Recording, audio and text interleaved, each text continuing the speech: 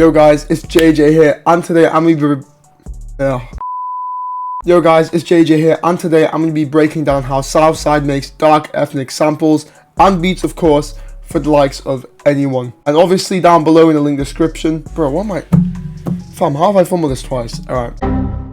Yo guys, it's JJ here, and today I'm gonna be walking you through how Southside makes dark ethnic beats.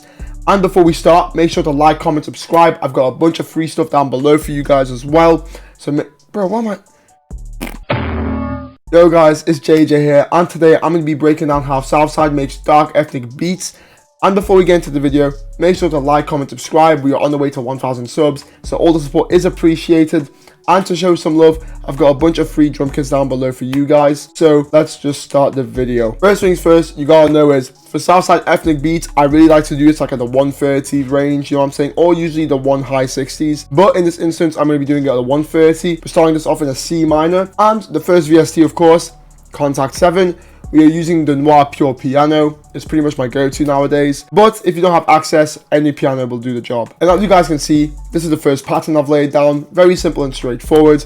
But to break it down for you, if we just focus onto this 2-bar, as it's pretty much just a repeated version. The first part playing here is essentially just a minor chord, as you guys can see. But I just drag it back a bit. And then one thing I actually started off with the melody was just playing these notes, going like in a nice little cascading down effect. And then by making use of all of these notes right here, they're all notes that are in tension within a scale, giving it a very nice dark vibe, which really complements the whole Southside feel. This chord, when it was made as well, if you look when I just flip this up here, it's essentially almost a minor chord as well. It's just I inverted the notes.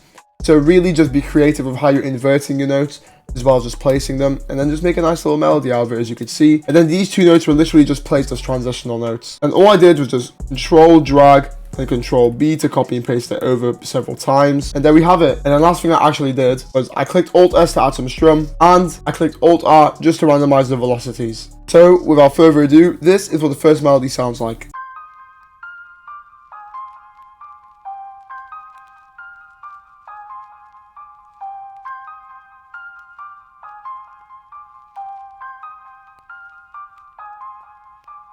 And there we have it. Now for effects, the first thing I did was add an EQ, cutting off all the loads and this frequency I didn't like. And added some fruity delay, as you guys can see from the preset over here that I've made with this wet knob down here. Level kept the same. Had it on ping pong just for a bit of a pan. Kept it over here, same pitch. And of course, this was on fruity delay free. Next up, I added a very basic RC20. Used the Vinyl 2 preset and just dug the noise down a bit. And then last but not least, just a bit of reverb to add some ambience to the whole thing. I used Valhalla Vintage Verb. But of course, this is going to be done with your own reverb plugins and all of the sorts alike. And then finally, I stereo separated this melody around 28%, just like widening it a bit in your headphones. Now, the next thing I did was add this bass from the Artillery Bank from Analog Lab over here. As we can see, yeah, bass source. And all I did was just follow the root notes, as you can see, going from a C down to a G sharp, repeating every single 2-bar. And then for some variation, I took it down to a G at the very end because it sounds really nice when it's placed together. And for the effects, I've literally got nothing on here. But before I play you the bass, let me show you this nice little textural element that I added as well to really make it sound nice. So of course, this is with Contact 7. I've got myself a Balkan Ethnic Orchestra bank, and I used a pad called Battle Burial Grounds. All I did was just play the one note, as you could see, on the C, repeating every 4-bar. And before I play this, just know this is like a textual element again, and alongside the bass and the piano, it sounds really nice. So without further ado, this is what these elements sound like together.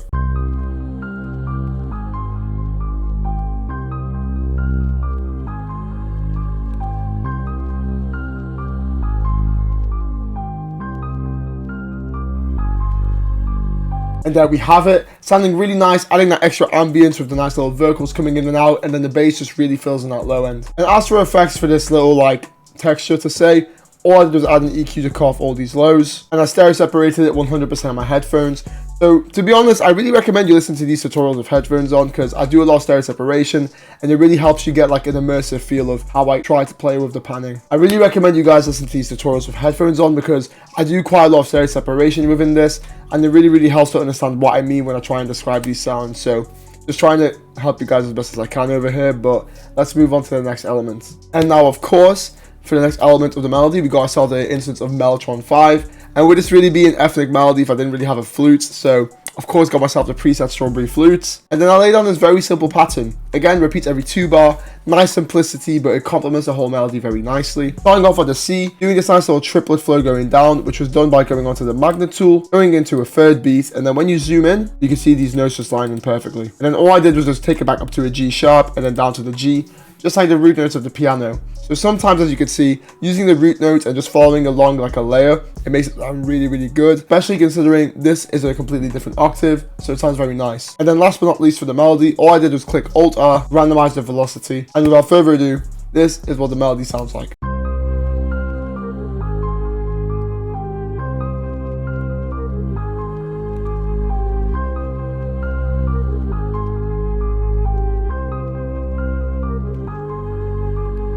And there we have it, sounding super dope altogether. And as for effects, all I did was add an EQ onto the flute, and I added some reverb again just to create some ambience. And I did not separate this at all, and same goes to the bass, of course, because I wanted this element to be more in the forefront of the whole beat. And now, for the final component, I got myself an instance of Contact 7 yet again, and I'm using the strings of Winter Bank, using the preset Violas All Articulations. And as you guys can see, this is the pattern I've got down. It is very, very simple, very straightforward, but again, a nice little layer to complement the whole melody. And then again, as I said, using these notes that are part of the tension in the scale where they're 1 semitone apart from another note, creating this nice little dark feel. And as for effects, I added an EQ, of course, just cutting out all the lows. Then I added this nice little bit of soothe too to try and like duck all these harsher frequencies. And last but not least, I added a reverb just to add some ambience and a bit of space to the whole violin. And of course, I started separating this 55%. And then last but not least, I took out the whole melody and rendered it, and then took it down 6 semitones, taking it down from a C minor all the way down to an F sharp minor. And now, without further ado, this is the final product of the sample.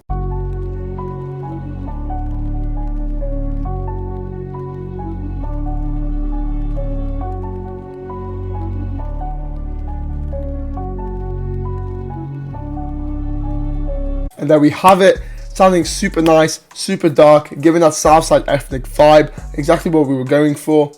And now it's time to get into the drums. So first thing to note about these drums, I used a Southside rim shot on the main snare beat, because whenever I do these nice little ethnic vibes when it comes to Southside, again, the low range or the high range BPMs, I really like to use a rim shot instead of like a snare or a clap. So that's what I've got going here. And then next up, of course, because it's a Southside beat, you gotta have some fire hi-hats, and this is exactly what I made. But let me just walk you all through it. First thing you need to know is, because I had this nice little triplet feel, I decided to go into the magnet tool and use the 1/6 beat tool. And then by clicking the right thing on your mouse, I don't know what you want to call it, the right click, and then using your scroller wheel to go down to this nice little paintbrush without a plus, zooming in, click one of your notes, and as you can see here, I've got myself this nice little first roll. Then over here, it's kind of like doing a simple 2-step kind of like triplet thing where you hear on PI beats, but I just did it at a lower pitch and it sounds quite nice. Then dug the note over here again. And then for this part, I went onto the magnet tool again, went onto 1/3 beats, as you can see, clicked and dragged.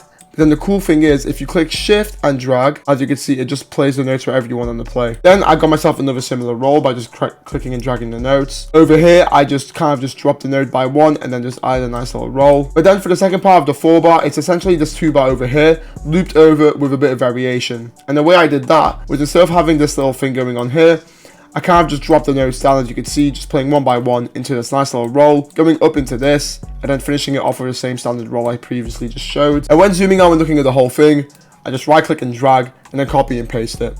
And that's how I made my hi-hat pattern. And to break it down into simple steps, make yourself a nice little 2-bar pattern with a nice few rolls, copy and paste it to make a full 4-bar, add a bit of variation as you can see from here, and copy and paste it again to make a full 8-bar. And that is my way of giving it like a nice little bounce, a bit of creativity alongside it, and a bit of variation. So without further ado, this is what the hi-hat alongside the rim shot sounds like.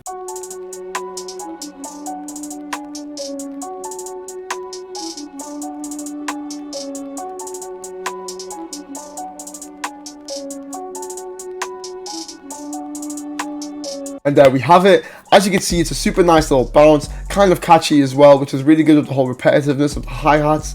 Because sometimes, even if you want to go a bit crazy on the hats, keeping it simple in terms of just repeating itself over is essentially like the main key to it all. And now, next up, of course, we have got ourselves the 808. The way I did this was just use like a nice little short stumpy 808. Lay down this nice little spaced out pattern, as you can see, going from the F sharp now, because we've taken it down 6 semitones, from the F sharp down to a D, F sharp again to these two Ds, you know, a bit of variation.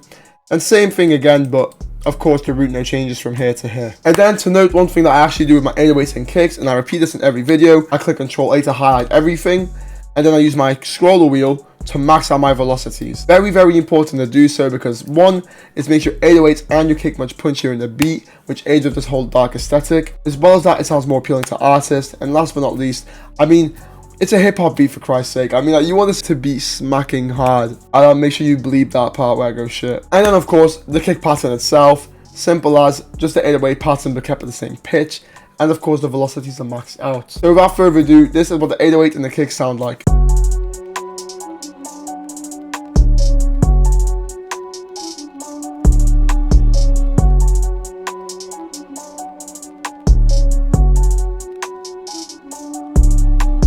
And there we have it, sounding super dope. Again, really this whole Southside aesthetic is coming in nicely alongside the dark ethnic sample. But we got a final component to show off. And that, my friends, is the open hat pattern. And to be specific, I've actually got two going on. First one over here, it's a reverse open hat. And the way I did this was, if you go over here and open your open hat, I just initially had it normal, clicked reverse, then messed out with the in and out kind of knob over here, and that's how you just make a nice reverse open hat. And as you can see, this is the pattern I've laid down over for it. And the thing about this reverse open hat is it kind of goes nicely into one of the hi-hat rolls, so I thought I gave it a nice little bit of a bounce, and just repeated this, of course, 4 bar over, making it a full 8 bar. And then for the second open hat pattern, all I did was just repeat it every 2 bar at the initial hit, just making the 808 a bit thumpier. And now without further ado, this is what the full beat sounds like.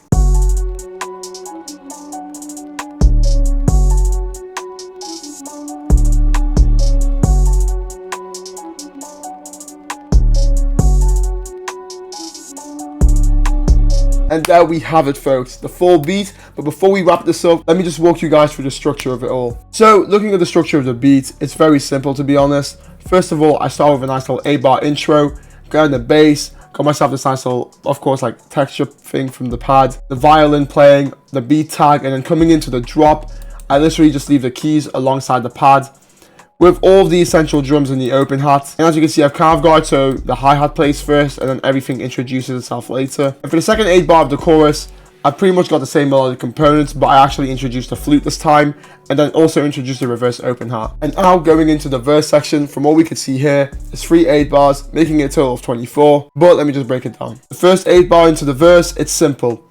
Just the keys, no pads, no nothing, and all the essential drums, of course. Then coming into the main section, I reintroduced the flute alongside the whole main drums and then the open hats together. And then for the final 8 bar, considering this is what I like to call the pre-hook, which is just the 8 bar before the actual hook, I took out all the drums apart from the hats, reintroduced the kick halfway, but I now introduced the violin that I talked about before alongside the pad, the bass, and of course the essential keys.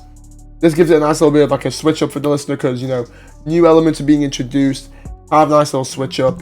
And then of course we're going back into the chorus, same pattern over here. And then we got literally the same pattern going on again for the verse, except this time I did a little Uno reverse. Instead of having it go from the flute to the violin, I went from the violin to the flute. And then for the final chorus, I literally have it all playing together, as you can see right here. And that is essentially the beat breakdown for you guys. So it's an intro, which is an 8 bar, a 16 bar chorus, alongside a 24 bar verse, then a chorus, a verse, and a chorus.